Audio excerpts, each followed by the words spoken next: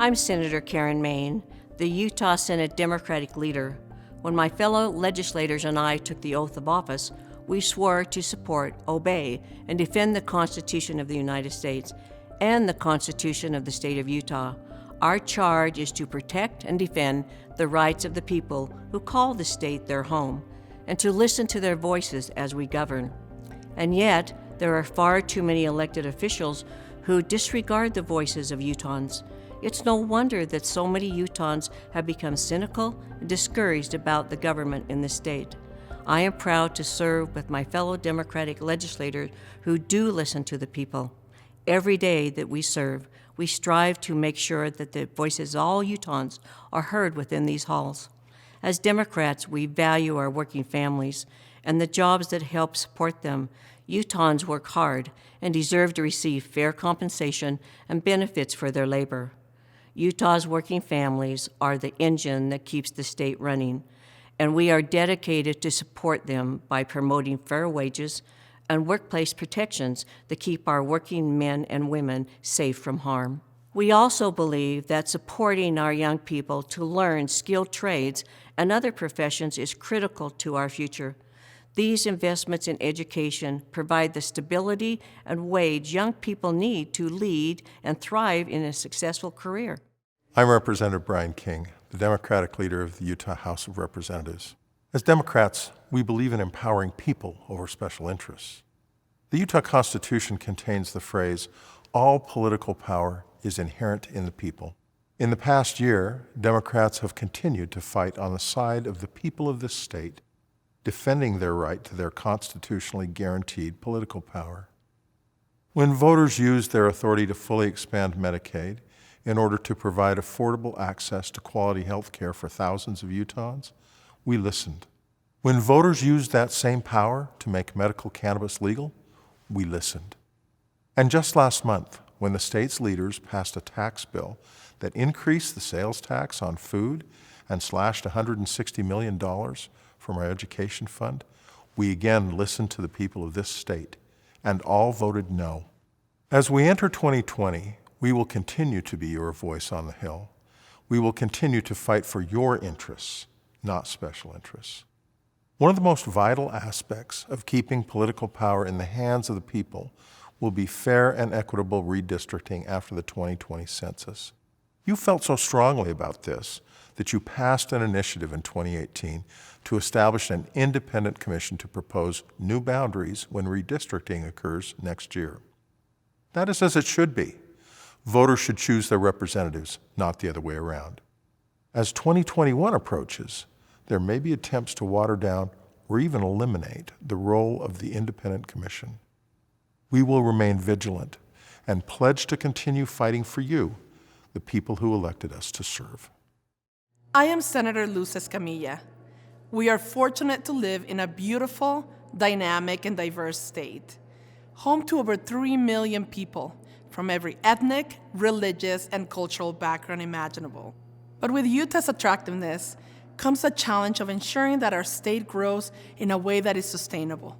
Utah faces a homeless crisis of a dire magnitude, the impacts of which are being felt in communities across the Wasatch Front and now even in southern Utah.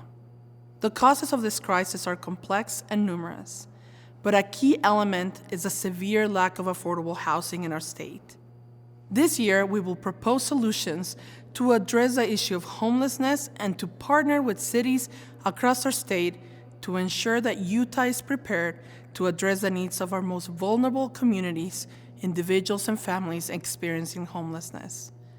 Addressing homelessness is a challenge that will require significant effort and a great deal of collaboration between the state and local governments, as well as between public and private entities. We Democrats applaud those private entities and individuals who have stepped up to help solve this problem, and we hope that others will do the same. That is the Utah way.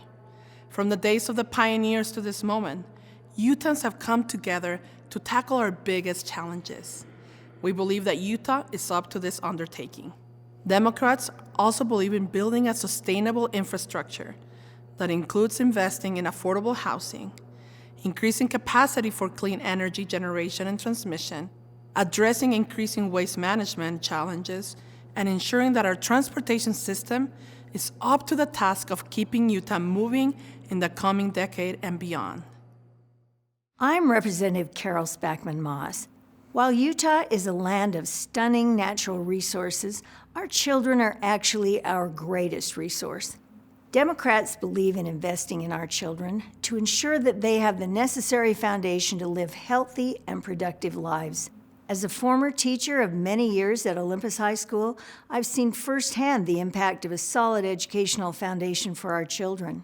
The tax bill passed in December's special session took $160 million from Utah's education fund while also raising sales tax on food. My colleagues and I were united in opposing this bill. Just like your household budget, a state's budget is a statement of its priorities and values.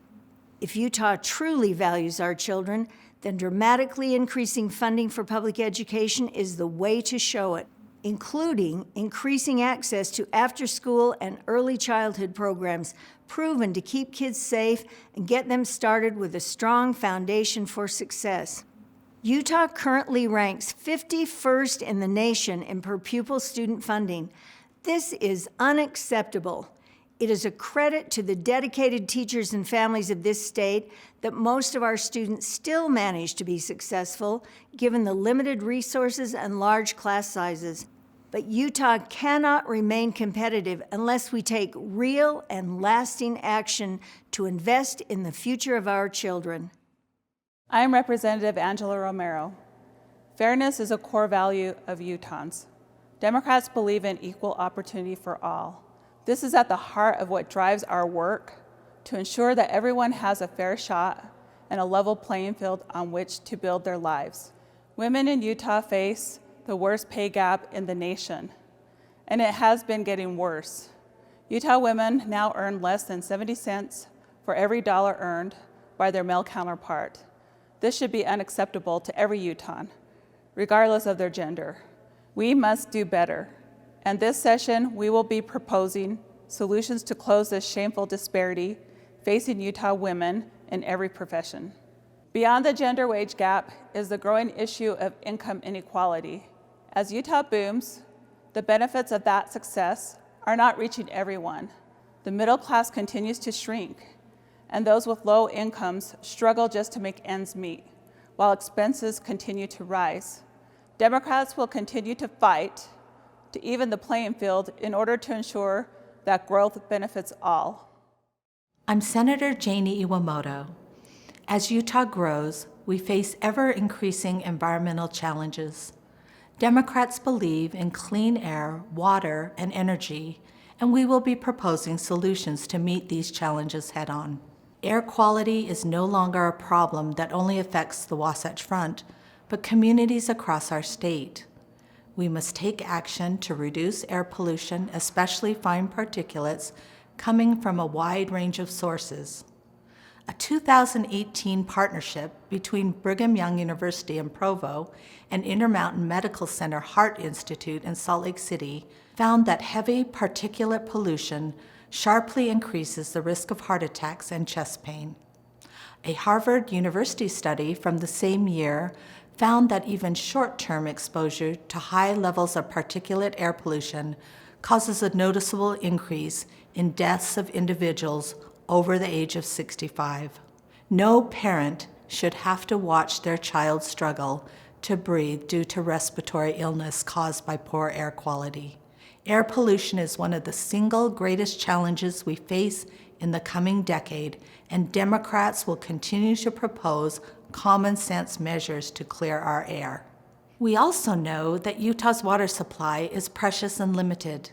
This year, we will propose solutions to protect our water sources and to work with both rural and urban stakeholders to help maintain the water supply that is the lifeblood of our growing state. Utah is a state blessed with many gifts, the greatest of which are the people who call it home. It is the combined industry, compassion, resourcefulness, and energy of our population that have led to our state's success. Utah is a great place to live, because the people of this state have made it so. In the past month, we have seen voters turn out in force to sign the petition demanding the referendum to have your say on the tax bill passed in special session. In every part of the state, you have raised your voices and demanded to be heard. While the state's leaders have decided to repeal the tax bill, the voters should neither back down nor lower their guard. As we close, we appeal to you to remain engaged and involved in the governance of the state. In the past year, I have had the fortune to hear from you in communities from St. George to Brigham City and from Richfield to Roosevelt. Though the topic was tax reform, I heard stories from so many Utahns, farmers, teachers, homemakers, ranchers, entrepreneurs, and so many more. Each of you who came to the town halls brought with you your experiences, your perspectives, and your worries. It was an honor to listen to you and learn from you. We pledge to continue listening and learning in the year to come. I invite you to remain part of the conversation. Utah is at its best when people of the state speak up and share their views with their elected officials. Our message tonight to you is a start, not the end of the conversation. We encourage you to follow us on social media and visit the state's legislative website to learn more about the process and to be engaged in what is happening during the 2020 general session. Thank you for watching. We hear you, and we will continue to ensure that your voices are heard in the halls of the Capitol. Thank you and good night.